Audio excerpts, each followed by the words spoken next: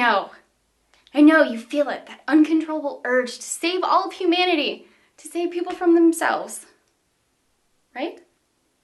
Oh, you don't? Well, some people do. What those people don't realize is that most of the time they do more harm than they do good. What am I talking about? Well, I could be talking about a million different things that people feel like they need to ban or regulate, but this time I'm talking about e-cigarettes.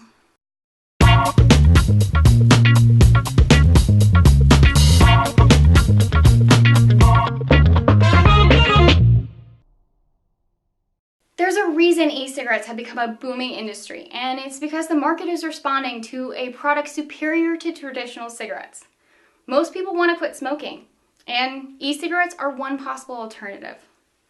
This tobacco-free smoking substitute, it costs less, it doesn't stain your teeth, it lacks the unpleasant smell, there are no butts to be thrown all over the streets, users have a choice in their level of nicotine intake, and there's no risk of setting your house on fire. As far as the health aspect of e-cigarettes are concerned, according to a 2011 study in the Journal of Health Policy, few, if any, chemicals at levels detected in electronic cigarettes raise serious health concerns. A preponderance of the evidence shows e-cigarettes to be much safer than tobacco cigarettes and comparable in toxicity to conventional nicotine replacement products. According to the CDC, tobacco use is the single most preventable cause of disease, disability, and death in the United States.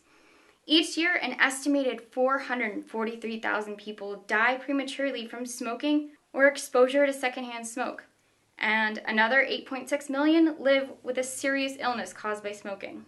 The Associated Press reported that a trade group is voluntarily encouraging convenience stores and gas stations not to sell cigarettes to minors. Henry Armour, the industry group's president and CEO, said in an interview with the Associated Press that, quote, "We are sitting on the front lines. It is our responsibility to make sure that children don't have access to e-cigarettes in the event that they are risky products and could lead to somebody starting to smoke tobacco products. The market is responding for the government, as usual." According to the New York Times, Dr. Michael Siegel, a hard-charging public health researcher at Boston University, argues that e-cigarettes could be the beginning of the end of smoking in America. He sees them as a disruptive innovation that could make cigarettes obsolete, like the computer did to the typewriter. However, some people want vaping to be treated exactly like traditional cigarettes. Cities like Chicago and New York have already banned vaping indoors, and to do it, they're using a fallacy of either you're with us or you're against the children. Imagine that. Opponents of vaping also think if kids see people vaping indoors, that it'll undo the work that went into making smoking cigarettes seem unappealing. This basically means they're against it because it looks like smoking cigarettes, regardless of how different it actually is. So, just to be clear, people who are calling for these bans are essentially taking the responsibility away from parents and business owners. They're attempting to further relinquish the role of parenting and self-governance to politicians and bureaucrats. One could argue that we should just require that they not look like cigarettes. But believe it or not, that element is really important to some smokers who are attempting to either quit or just change to a safer alternative. Smoking addiction is one part chemical dependence and one part ritualistic experience. If smokers want to cut out traditional cigarettes, the easiest way to do that is for the substitute to be shaped the same, emulate the light from the cherry, and have a smoke-like vapor to exhale.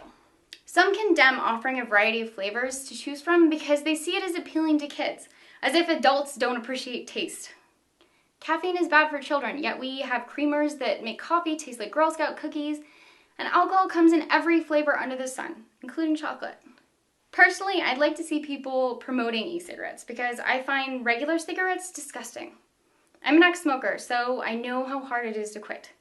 If your criteria for banning e-cigarettes is that you don't know what the long-term effects are, then think about the fact that we do know what the long-term effects of smoking are.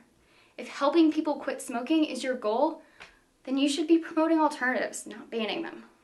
So, let's ignore the health issues for 1 second, and let's talk about your rights.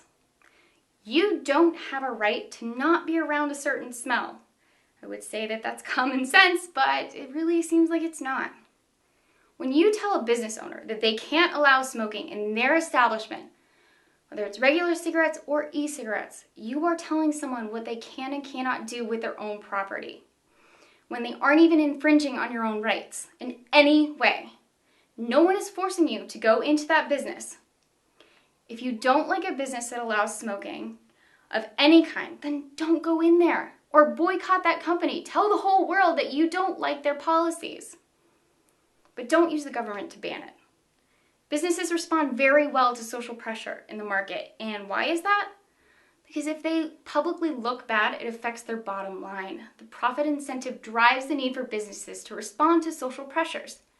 The political incentives that politicians get from passing legislation to ban smoking is no better than the economic incentives that businesses get from either choosing to allow smoking or not allowing smoking.